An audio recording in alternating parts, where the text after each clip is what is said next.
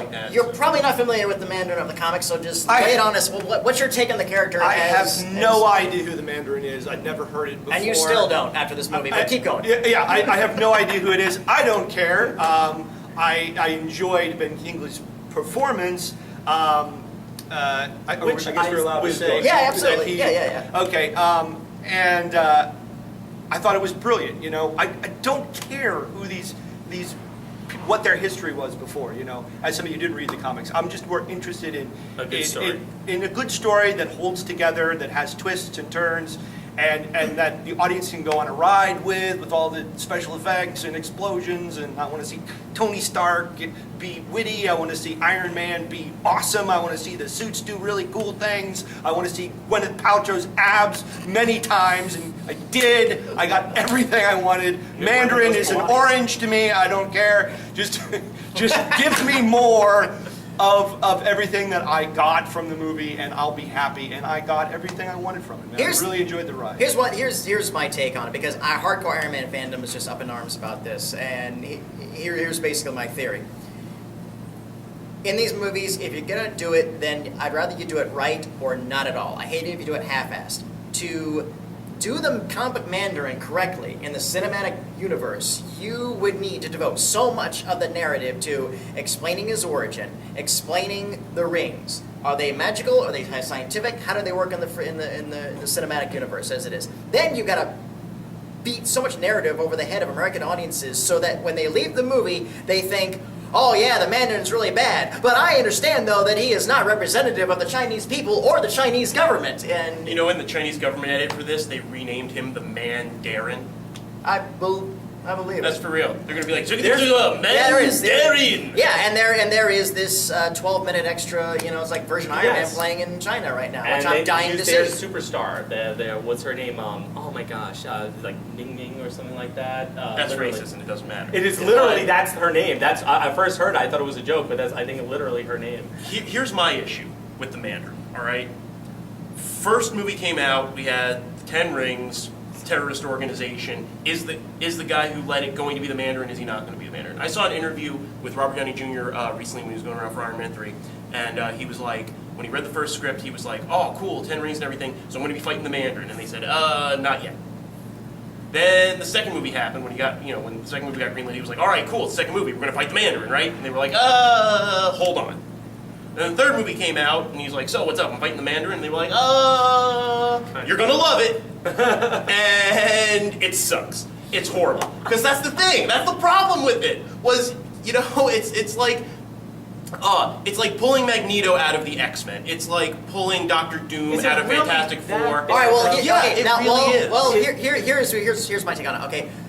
Yeah, I agree. Here's the issue. Ask anybody in comics, they'll say the Mandarin is one of Iron Man's top recurring villains, but they'd be hard pressed to say he is his arch enemy. His arch enemies have always been the Justin Hammer, Obadiah Staines, Mordecai Midases. They have been they have been the evil industrialist guys who always look at Tony Stark's empire and hate the facts that he pays everybody well and he gives everybody lots of vacation time and benefits, and they hate that, and they want him to take over his country and build weapons and all that stuff.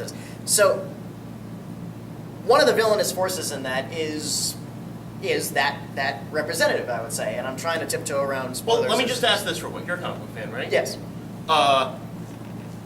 Tony Stark's origin story. Yes. Who abducts him in the jungles of Vietnam? Wong Chu. Exactly. Who is the first major villain that he has to battle when he goes back to Asia? That was the Mandarin. We're talking old school villain. All right. Yeah, but we're also talking 1962. Tony Stark went to Vietnam, and also Tony Stark at that time was interpreted as Howard Hughes. And I get that. But what I'm still saying he was dating girls on the French Riviera, And yeah, but he's the treatiest thing this side of Rock Hudson, which is a funny caption to read nowadays, given what we know. Still, I think we have this chance to, and this is one of the big issues with retconning this stuff. listen, I'm a comic book nerd, I'm a fan, yeah, it pisses me off when they diverge too much from the comics, but I'm also a realist. I get it, okay? I wasn't protesting in Iron Man 1 where I was like, why is he in Afghanistan? He's supposed to be in Southeast Asia. Like, I get it. That was fine. That's our Vietnam. That's a great way, Yeah. true, that's a great way to sort of bring these older characters that were developed so many years ago back into current day, all right? But when you start taking core key characters, And that's- changing their origins, their powers, how they relate to other characters in their storyline. I'm not talking about just Iron Man in this, I'm talking about everything. Abysmal failures like X-Men and the Fantastic Four, just really bad transitions from book to movie. You start to see this almost contempt for who these characters are and what has kept them popular for 60 years. Okay? And that's how I felt I just don't in see the way that. they handled the Mandarin in this movie. I felt that contempt. I felt like they just wanted to just throw a big middle finger at people who like this stuff and aren't just the 16-year-olds who are part of the movie generation. I see your interpretation. I absolutely see your interpretation. I don't think in this case it's quite right. I kind of hold back to my thing, which is just that to do it right, they'd have to just devote so much to it as is, and they just couldn't do it. If they had the beginnings of the Mandarin origin in the first movie instead of the 10 Rings, which basically a placeholder, it could have done it justice. And I think, again, short version is the Mandarin took one for the team. He really kind of did.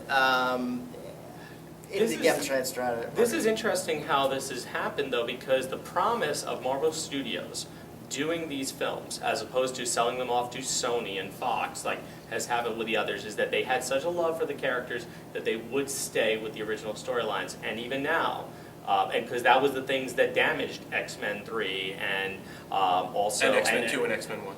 Well, I think a lot of people, X-Men 1 started almost all of this. It really was the foundation of it. But be that as may, I think everybody can agree on X-Men 3, although I don't think it's as bad as everybody says.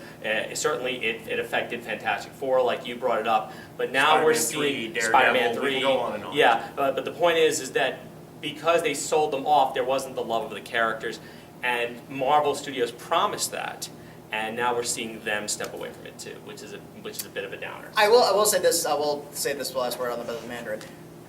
I do like the way he is presented. I like the fact if you try to think about it for a second, he is a masterful creation in that he is something that if existed in real life would scare the bejeebers out of middle America. Here's a guy who can interrupt American Idol or the internet or whatever, who is gone native, even though he's clearly a white guy, and is out to destroy America and knows more about American history than we do.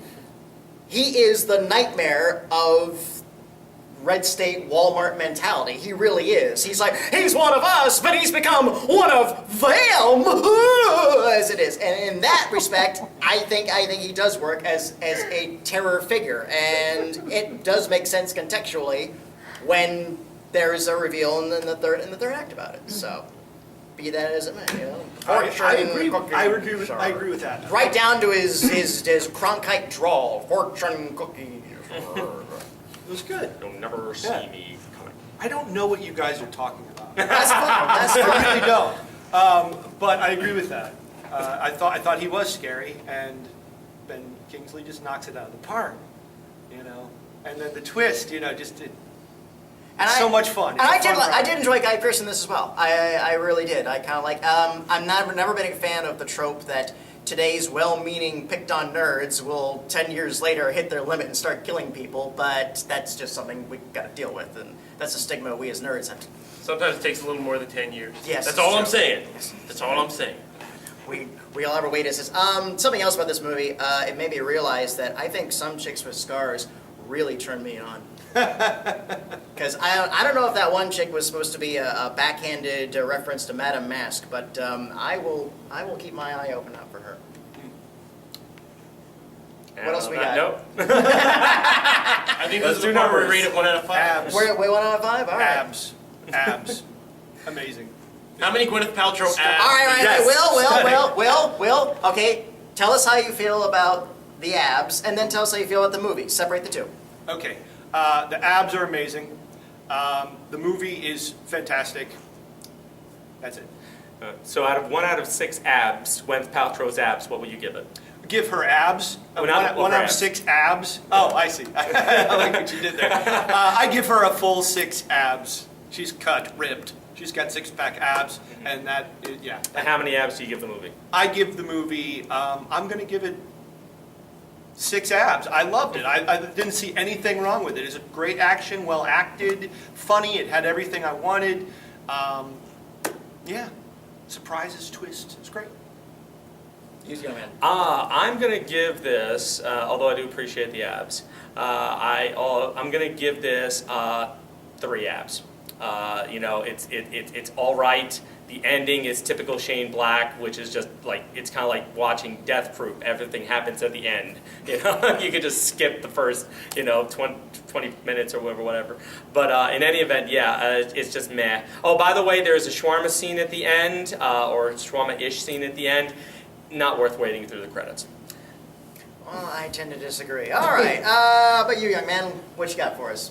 It's out of 6? Out of 6. That makes it easy because I was going to give it a half star. 1 out of 6 abs.